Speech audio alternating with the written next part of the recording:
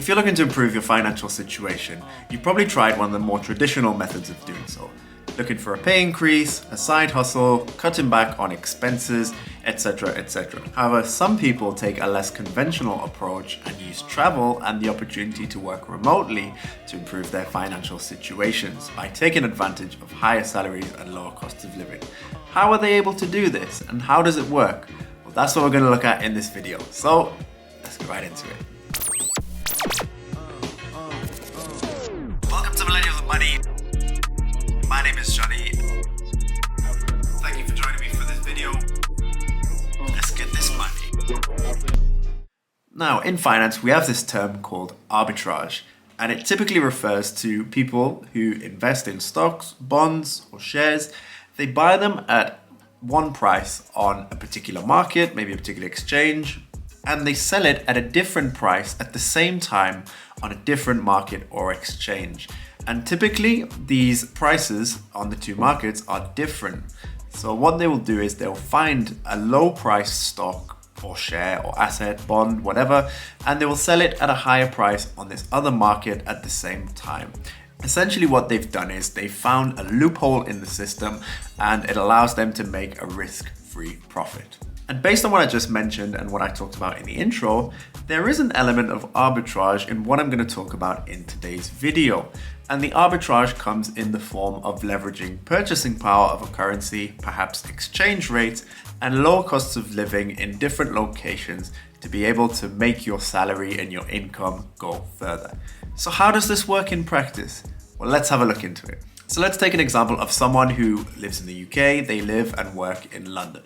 Those of you that know the UK will know, of course, London is a very expensive city to live in. It has a high cost of living, and as a result, it also has high wages and high salaries. Now, let's use the current health situation as an example. And this person isn't originally from London. They might be from somewhere in the north, let's say Newcastle, like where I'm from.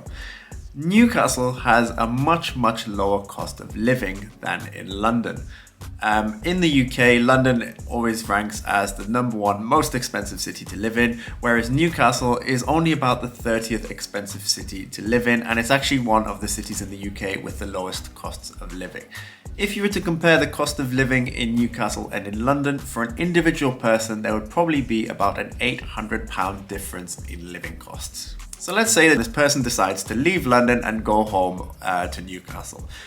Obviously, as a result, they're still going to be getting paid their London salary. So let's say they're earning £2,000 in London.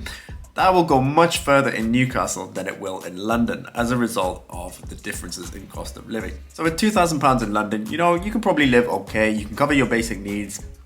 You can enjoy life a bit, and you maybe got a bit to save and invest.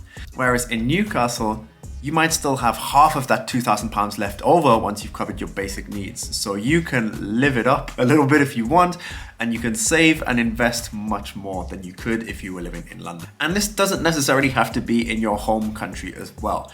Prior to the health situation, a lot of digital nomads would perhaps be traveling through Asia, where costs of living are typically lower, but they may have the majority of their clients in North America or in Western Europe, where they can charge local prices to these customers, whilst maintaining a lower cost of living in Asia. Or similarly, in the past, you've had a lot of people from the UK, a lot of people from Northern Europe, who once they finish their working days and they decide to retire, they decide to move to the south of Europe to countries such as Spain, Portugal, and Greece, where again, cost of living is much lower, and where salaries in the north of Europe are higher, and in the case of the UK, the pound is stronger than the euro, their money will go a lot further, and they can live comfortably in retirement without spending too much, and they also get to enjoy a nice bit of sun as well. And as the health situation has accelerated the drive towards remote and virtual work, you may be in a position where your employer would allow you to move somewhere else while still maintaining your current work contract and conditions with them.